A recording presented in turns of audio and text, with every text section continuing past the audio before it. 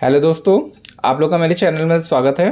तो आज हम लोग देखेंगे व्यापक और संकुचित शिक्षा में अंतर। ठीक है, इसके पहले वीडियो में हम लोगों ने देखा था अभिव्यक्ति और विकास में अंतर, और आज इसको देखेंगे। फिर इसके बाद जो हमारे इम्पोर्टेंट टॉपिक्स है हर चैप्टर से, जिसमें अंतर से पूछा जाता है या फिर कुछ और डेफिनेशंस हो गई और इम्पोर्टेंट टॉपिक्स जिससे एग्जाम में क्वेश्चन पूछे जाते हैं, तो उसको हम लोग अलग वीडियो में देखेंगे। ठीक है, चैप्टर वाइज हम लोग देख रहे हैं। जिससे कि पहला यूनिट हम लोग देख रहे थे शिक्षा के दार्शनिक परिप्रेक्ष्य में। पेपर ये हमारा है, पेपर फर्स्ट है, और इसका पहला यूनिट का नाम था शिक्षा अर्थ संप्रत्यय एवं प्रकृति। इसका फर्स्ट पार्ट हम लोग देख चुके हैं और सेकंड पार्ट ही जल्दी आ जाएगा। ठीक है, तो चलिए स्टार्ट करते हैं। तो अब देखिए इस पे क्या बोला गया है, व्यापक और संकुचित शिक्षा में अंतर। ठीक है, तो दिया गया है इस पे, व्यापक अर्थ में शिक्षा मनुष्य के जन्म से मरण तक चलती है। ठीक है, तो किसमें बोला गया, व्यापक अर्थ में। ठीक है, तो व्यापक अर्थ में क्या होता है, शिक्षा जो होती है जन्म से मरण तक चलती है, जन्म से मृत्यु तक चलती है। और उसमें संकुचित अर्थ वाली विद्यालय शिक्षा भी सम्मिलित होती है।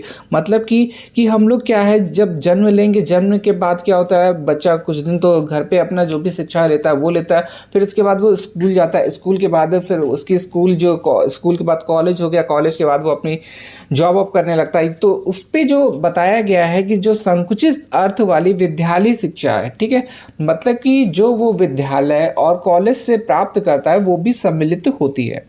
परंतु संकुचित अर्थ में या मनुष्य के केवल से विद्यालय जीवन में ही चलती है, अर्थात ना तो विद्यालय में प्रवेश करने से पहले चलती है, ना विद्यालय महाविद्यालय अथवा विश्वविद्यालय छोड़ने के बाद चलती है। ठीक है, अब देखिए ये तो पहला अंतर हो गया। अब हम लोग दूसरा अंतर देखेंगे।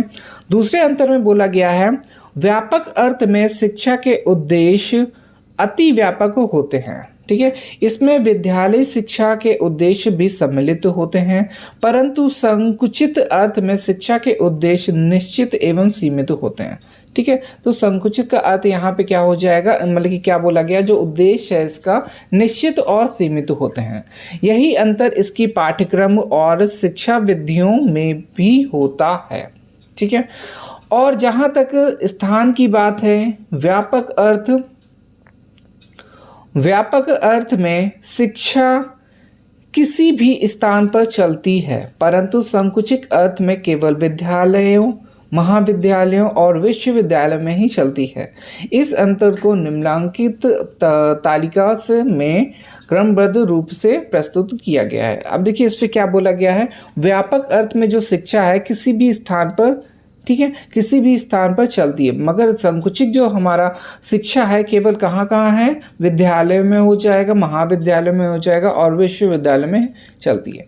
ठीक है, तो ये हो गया हमारा कुछ इंपॉर्टेंट पॉइंट्स। अब हम लोग देखेंगे इसमें अंतर। ठीक है, तो व्यापक शिक्षा और संकुचित शिक्षा में कुछ अंतर देखेंगे।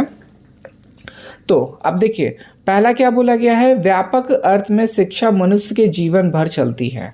ठीक है, व्यापक अर्थ में क्या बोला गया है कि जीवन भर शिक्षा चलती है। इसमें वह शिक्षा भी सम्मिलित होती है जिसे संकुचित शिक्षा अथवा विद्यालय शिक्षा भी बोलते हैं। ठीक है, तो जो संकुचित शिक्षा है उसको क्या बोलते हैं, विद्यालय शिक्षा भी बोलते हैं। दोनों को बोल सकते हैं। जो विद्यालय से हम लोग प्राप्त करते हैं उसको संकुचित शिक्षा भी बोलते हैं या फिर उसको विद्यालय शिक्षा भी बोलते हैं। अब देखिए संकुचित शिक्षा में क्या बोला गया है ये देखेंगे। संकुचित जो अर्थ में शिक्षा मनुष्य के जीवन में एक निश्चित काल में ही चलती है। जो निश्चित काल क्या हो जाएगा हमारे, जैसे कि बच्चों का अगर एडमिशन 5 से लेके 5 में हो गया, 5 से पढ़ते पढ़ते 10, मतलब कि स्टार्टिंग से लेके हम लोग का पीजी बोला जाता है ना, पीजी बोला जाता है, जो हमारा पोस्ट ग्रेजुएशन हो जाता है और प्ले ग्रुप होता है वो सब। तो क्या क्या कहाँ से कहाँ तक की हो जाएगी,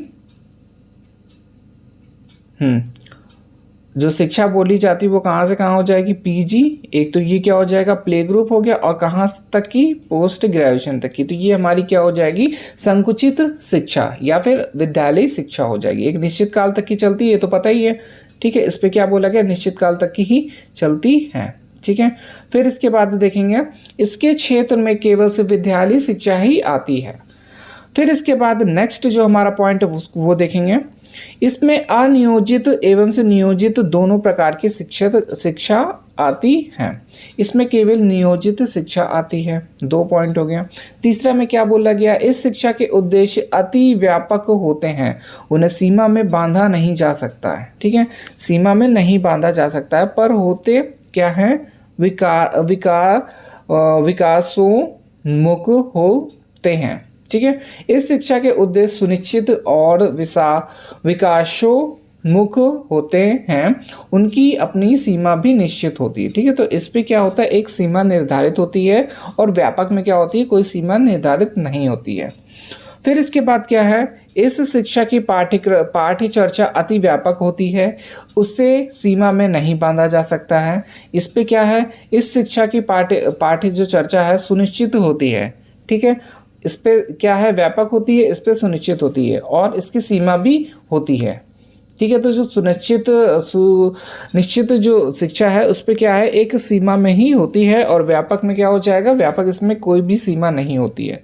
फिर बोला गया है, इस शिक्षा की शिक्षण विधियां विविध होती हैं और उन सबका वर्णन नहीं किया जा सकता। अब इस पे क्या बोल दिया जाएगा संकुचित में, इस शिक्षा हेतु कुछ जो शिक्षण से विधियों का विधान किया गया है उनका वर्णन किया जा सकता है। ठीक है, फिर इसके बाद क्या बोला गया है, यह शिक्षा किसी भी स्थान पर और किसी भी समय चलती रहती है। ठीक है, तो ये क्या है, कहीं भी किसी भी स्थान पर और किसी भी समय चलती रहती है। बट शिक्षा जो हमारी केवल विद्यालय वाली जो होती है, ये एक निश्चित समय पे चलती है। ठीक है, तो इस पे क्या बोला गया, यह शिक्षा केवल से विद्यालयों में ही चलती है, और इस शिक्षा के लिए समय भी पूर्व निश्चित होता है। ठीक है, विद्यालय शिक्षा में समय पता ही है कि समय होता है उस पर।